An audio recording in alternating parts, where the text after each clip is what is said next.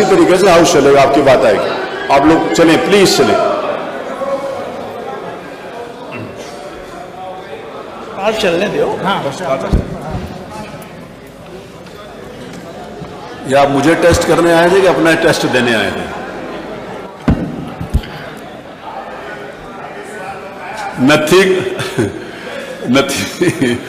नथी खा प्रश्न संख्या 1 डॉक्टर रागिनी। मैं आपका आभार व्यक्त करना चाहूंगी कि आपने मुझे प्रश्न पूछने का अवसर दिया। मेरा प्रश्न हमारे स्वास्थ्य विभाग के मंत्री जी से है कि गंभीर बीमारियों से पीड़ित मरीजों के लिए सरकार के द्वारा क्या योजनाएं बनाई गई हैं उसके रोकथाम के लिए, हमारे गरीब जनता की मदद के लिए। अध्यक्ष जी, बड़ा ही निराशापूर्ण जवाब आया है। मुझे ऐसा प्रतीत होता है कि जब जब सत्र में पिछले 2.5 वर्षों में आपके विभाग के द्वारा जब भी प्रश्न पूछे गए हैं तो आपका एक सेम आंसर है कि हमने इतने जिला अस्पताल, इतने मेडिकल कॉलेज, इतनी डायलिसिस की मशीन, इतने एम्बुलेंस। अध्यक्ष जी, मेरा बड़ा ही स्पष्ट सा सवाल था, और अगर आपने ये बताया है कि आपके इतने जिला अस्पताल, इतने मेडिकल कॉलेजेस हैं, तो मैं इस सदन के माध्यम से जौनपुर से जो हमारा मेडिकल कॉलेज है उसकी कुछ पिक्चर है वो आपको दिखाना चाहूंगी कि जहां पे काला पानी तैर रहा है, जो बिल्डिंग्स हैं वो बनने से पहले खंडहर हो चुकी हैं, ये स्थिति है। और आप इसे गिना करके जवाब देना चाहते हैं कि आप अपने विभाग में क्या कार्य कर रहे हैं। मैं ये टेबल कर दूंगी अध्यक्ष जी, ताकि ये मंत्री जी के पास जो असली पिक्चर्स है वो पहुंचे और उन्हें पता चले कि जो बार बार आप ये कहते हैं कि हमने मेडिकल कॉलेजेस बना दिए, जिला अस्पताल बना दिए, उन जिला अस्पतालों और मेडिकल कॉलेजेस की क्या स्थिति है। कुछ दिन पहले वहां के बच्चे धरना दे रहे थे, जिन्हें हम देश का भविष्य और आगे मेडिकल कॉलेजेस में एज ए डॉक्टर देखने वाले हैं। आज उनके पास ना शुद्ध पेयजल है, ना बिजली है, ना पानी है। हम मरीजों को क्या ठीक करेंगे मंत्री जी? हमारे तो डॉक्टर बीमार हो रहे हैं, कभी डेंगू, कभी मलेरिया और कभी जॉन्डिस से। ये स्थिति है अध्यक्ष जी। It is really shame for the UP health minister and the department of health ministry. और आज सेंट्रल में तीसरे टेन्योर के बाद भी अगर मेडिकल कॉलेजेस की ये स्थिति है, definitely a shame for this सरकार कि आप इस तरीके की स्थिति ला करके रखी है आपने। अध्यक्ष जी, जवाब में इन्हें ये देना चाहिए था कि गंभीर बीमारियों के लिए जो हमारे डॉक्टर्स होते हैं, चाहे वो पैलिएटिव मेडिसिन के डॉक्टर्स हों, चाहे आपके ऑन्को सर्जन्स हो, ऑन्कोलॉजिस्ट हो, गायनेकोलॉजिस्ट हो, न्यूरो एनेस्थीसिया डिपार्टमेंट के डॉक्टर्स हो, चाहे आपके कार्डियो सर्जन्स हो, सीटीवीएस के सर्जन्स हो, आपने कितने डॉक्टर्स को बढ़ा, कितने डॉक्टर्स को आपने बढ़ाया? आज पेशेंट्स के अनुपात में आपके पास कितने आईसीयू के बेड्स हैं, कितने वेंटिलेटर्स हैं? अगर ये जवाब आता तो वाकई मुझे लगता कि आपके विभाग को कोई जानकारी है और सही में आप सरकार की और जनता के लोगों के लिए कुछ काम कर रहे हैं। अध्यक्ष जी, मैं वापस से अपने प्रश्नों पे आऊंगी कि मंत्री जी, सिर्फ और सिर्फ आपसे 2 प्रश्न हैं और उसके उत्तर गोल गोल ना घुमा करके सीधी तरीके से बस बता दीजिए कि आज उत्तर प्रदेश कैंसर जैसी बीमारी में देश में टॉप कर रहा है। ये प्रदेश आज इस समय वर्तमान में 2024 में हमारे पास कैंसर के 16 लाख मरीज हैं और हर वर्ष 2 लाख मरीज आपके बढ़ते चले जा रहे हैं। और इन गरीब मरीजों के पास ना तो पैसा है इलाज कराने के लिए और ना अस्पतालों में बेड्स। इन परिस्थितियों में अगर वो मरीज किसी प्राइवेट अस्पताल में जाता है, बड़ा बड़ा एस्टिमेट मिलता है। क्या सरकार कैंसर के सारे उत्तर प्रदेश के मरीजों को उनका जो एस्टिमेट जहां से भी बन करके आता है उसका एक मुश्त में पैसा उपलब्ध कराएगी कि नहीं कराएगी? मेरा दूसरा सवाल है मंत्री जी कि आज जब आपने जवाब नहीं दिया कि आपके पास सुपर स्पेशलिटी के डॉक्टर्स कितने बढ़ गए हैं, पेशेंट्स के अनुपात में वेंटिलेटर और आईसीयूज कितने हैं, तो इन परिस्थितियों में जितने भी आपके प्राइवेट उत्तर प्रदेश के हॉस्पिटल्स रन कर रहे हैं जहां पे वेंटिलेटर्स और आईसीयू की सुविधा उपलब्ध है, उनको पीपीपी मॉडल पे, सरकार तो पीपीपी मॉडल पे बहुत काम कर रही है, जगह जगह पर आप इसके बारे में एडवर्टीजमेंट्स करते रहते हैं। तो आईसीयू और वेंटिलेटर, क्योंकि ये ऐसे मरीज होते हैं, ब्रेन हैमरेज के मरीज होते हैं, इनके पास समय नहीं होता है, मंत्री जी, अगर एक्सीडेंट हो गया, आज बीपी बढ़ गया और ब्रेन हैमरेज हो गया तो तुरंत उसका ऑपरेशन होना है, लेकिन उनके पास पैसा नहीं होता ना वेंटिलेटर पे देने के लिए, ना उन वेंटिलेटर्स पे रहने के बाद। तो मैं आपसे अनुरोध करना चाहूंगी कि पीपीपी मॉडल पे जितने भी हमारे प्राइवेट हॉस्पिटल्स हैं उनको ऐड करते हुए हमारे मरीजों को मुफ्त में इलाज और समय पर इलाज दिलाने के लिए क्या सरकार काम करेगी? बहुत बहुत धन्यवाद। माननीय उप मुख्यमंत्री जी। आपका जो सवाल था कि उत्तर प्रदेश सरकार गंभीर बीमारियों से पीड़ित मरीजों की मृत्यु दर को घटाने के लिए क्या काम कर रही है, हमने इस संबंध में स्पष्ट जवाब दिया है कि उत्तर प्रदेश सरकार ने अपने डिस्ट्रिक्ट हॉस्पिटल्स के माध्यम से, टर्शरी केयर के हॉस्पिटल्स के माध्यम से लगातार उच्च कोटि की चिकित्सा व्यवस्था देने का काम किया है। जहां तक गंभीर मरीजों के धनाभाव का सवाल है, इसके लिए माननीय प्रधानमंत्री जी की दुनिया की सबसे बड़ी योजना आयुष्मान भारत उत्तर प्रदेश में लागू है। और मैं सदन को बताना चाहता हूं कि पूरे भारतवर्ष में उत्तर प्रदेश नंबर 1 पर है आयुष्मान भारत कार्ड बनाने में। और हमने सरकारी अस्पतालों के साथ साथ प्राइवेट अस्पतालों को भी उसमें चिन्हित किया है, स्टेट किया है, वहां भी हम निःशुल्क इलाज दे रहे हैं। सबसे बड़ी बात यह है एम्बुलेंसेज के बारे में, हमारी 102 एम्बुलेंसेज और 108 एम्बुलेंस लगातार काम कर रही है। 2200 एम्बुलेंस हमारे पास 108 की है, 2270 एम्बुलेंस हमारे पास 102 की है, और इनको हम लगातार मरीज को अस्पतालों तक पहुंचाने का काम कर रहे हैं। डायलिसिस की चिंता आप माननीय सदस्य ने की। डायलिसिस के बारे में उत्तर प्रदेश में इससे पहले जिला स्तर पर डायलिसिस नहीं होते। बड़े शहरों में कानपुर, लखनऊ, मेरठ, बनारस जैसे बड़े शहरों में होते थे।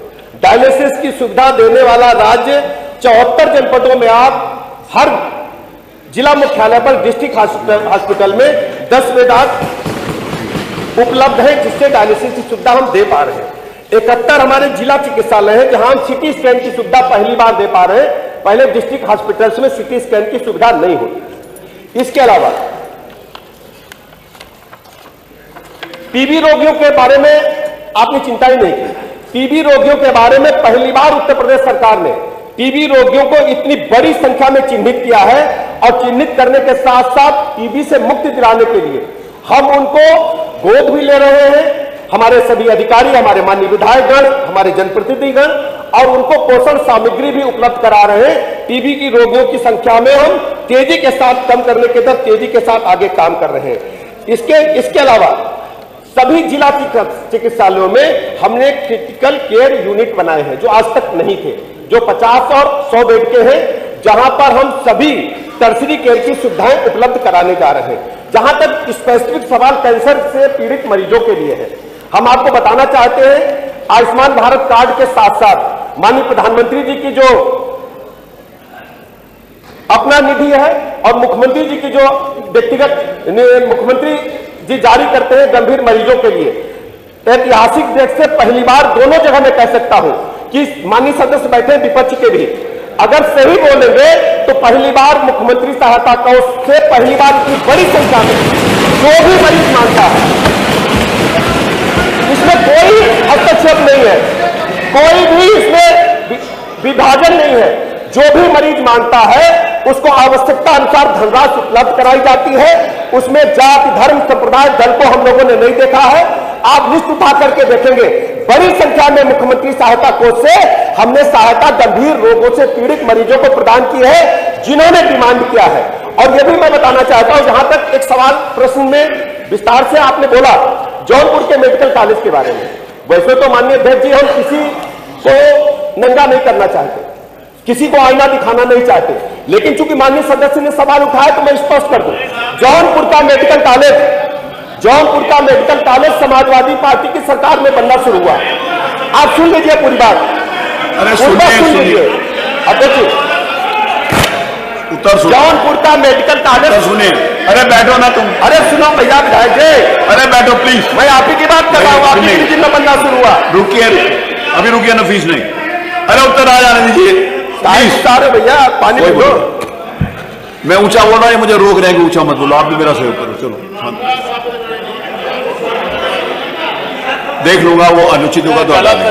अच्छा संसदीय तो निकाल दिया जाए, उसको निकाल, उसको निकाल देंगे। अध्यक्ष जी, जौनपुर का मेडिकल कॉलेज भाई साहब लोगों की सरकार में बनना शुरू हुआ और उसमें टेंडर मिला टाटा कंपनी को। टाटा कंपनी के अधिकारियों को जबरदस्ती बलात् एक व्यक्ति को इन्होंने काम दिला दिया और वो भगोड़ा साबित हुआ, भाग गया और काम की गुणवत्ता को पैसे लूट करके खा गया। उसकी जांच चल रही है। यही लोग बनाने वाले, यही लोग बनाने वाले। जब आप एक उंगली उठाते हो तो 3 उंगली तुम्हारी तरफ उठती है। भ्रष्टाचार की जननी रही है। पहली बार भारतीय जनता पार्टी की सरकार में स्वास्थ्य सेवाएं उच्च कोटि की हम लोग प्रदान कर रहे हैं। समाजवादी पार्टी की सरकार में क्या होता था? अध्यक्ष जी, पहली बार मैं बता दूं, पहली बार, चूंकि माननीय सदस्य स्वयं चिकित्सक है, माननीय सदस्य स्वयं चिकित्सक है। एक बात साहब सुनिए, आप जो चिकित्सक है समझ पाएंगे, जो जांच भी कराएंगे और जेल भी भेजेंगे, कोई बचेगा नहीं भ्रष्टाचारी। अध्यक्ष जी, माननीय सदस्य स्वयं चिकित्सक है। पूरे भारत के इतिहास में पहली बार हो रहा है कि हम विशिष्ट श्रेणी के चिकित्सकों को 5 लाख रुपए तक रिवर्स बिडिंग से दे रहे हैं। आज तक इतिहास में नहीं हुआ है, पहली बार हो रहा है। नहीं नहीं नहीं, नहीं आपको इजाजत नहीं है, प्लीज बैठिए। जी बैठिए, ठंडा पानी पियो। क्लेम में कोई तूफानी आप बैठे, आपको इजाजत नहीं है। नहीं, किसी को कोई इजाजत नहीं, आपको भी नहीं है।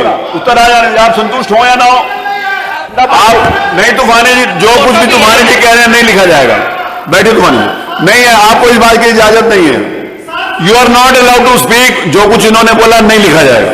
ऐसे नहीं है कि कोई भी बीच में खड़ा होकर बोलना शुरू कर देगा।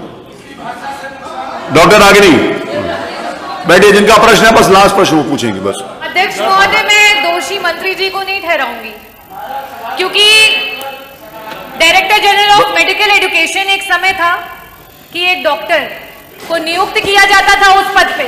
क्योंकि आज अगर इस सरकार को लगता है कि गूगल खोल करके आप डॉक्टर बन जाएंगे और आपको इस विभाग के बारे में A to Z सब पता चल जाएगा, तो ये आपकी गलतफहमी है। Director general of medical education जब तक एक डॉक्टर नहीं होगा तब तक उसे पता नहीं चलेगा कि आपकी स्वास्थ्य व्यवस्था कैसे ठीक होगी। और आज सिर्फ मरीजों का नहीं, डॉक्टरों का भी बहुत बुरा हाल है आपकी सरकार में। और प्रश्न क्या मैं आपका प्रश्न? ये प्रश्न पूछना चाहूंगी कि क्या सरकार डीजीएमई के पद को चेंज करके IAS ऑफिसर से हटा करके एक डॉक्टर जो उस विभाग के बारे में पूरी जानकारी रखता हो उसको वहां पे बिठाएगी या नहीं बिठाएगी? अध्यक्ष जी, सवाल तो ये स्वास्थ्य विभाग से इन्होंने लगाया है, सवाल इन्होंने चिकित्सा शिक्षा का पूछा है। लेकिन फिर भी मैं बता देता हूं, उत्तर प्रदेश सरकार ने कैबिनेट से पास किया है और इसको हमने निर्णय लागू किया है। उसके अच्छे परिणाम आ रहे हैं, कहीं कोई दिक्कत नहीं है। माननीय अध्यक्ष जी, मैं आपके माध्यम से, चूंकि माननीय मंत्री जी ने अपने जवाब में टीबी का जिक्र कर दिया है, इसलिए मैं जानना चाहता हूं क्या प्रदेश में सभी जिला मुख्यालयों पर, प्राथमिक स्वास्थ्य केंद्रों पर टीबी की दवा उपलब्ध है? यदि नहीं है तो कब तक पहुंचा दें? टीबी की दवा माननीय अध्यक्ष जी हर जगह उपलब्ध है। चूंकि ये दवा उत्तर प्रदेश में बनती नहीं है, बाहर से आती है, लगातार हम दवाई उपलब्ध करा रहे हैं और हम स्वयं उसकी मॉनिटरिंग करते हैं। प्रश्न संख्या 2 श्री अतुल प्रधान।